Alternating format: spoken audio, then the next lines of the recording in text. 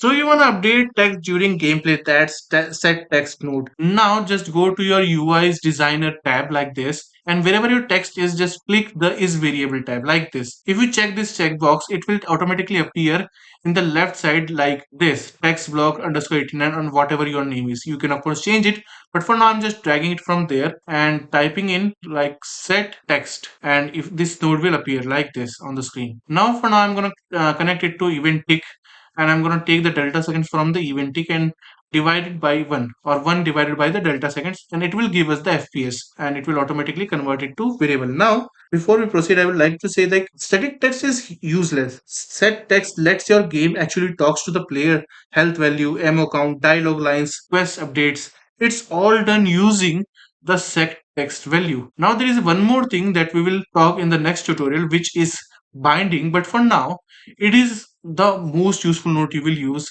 in this. Now when we press begin play, you will see we are getting the FPS. We are getting like 30-35 FPS. So it is only possible at runtime because of set text, and it is used everywhere: health bar, scoreboard, dialogue system, quest log, as I already told you. All in all, if your player sees the text, that changes. Set text is behind it.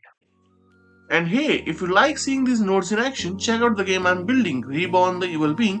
It's all blueprint under the hood, and the demo is free to play on Steam.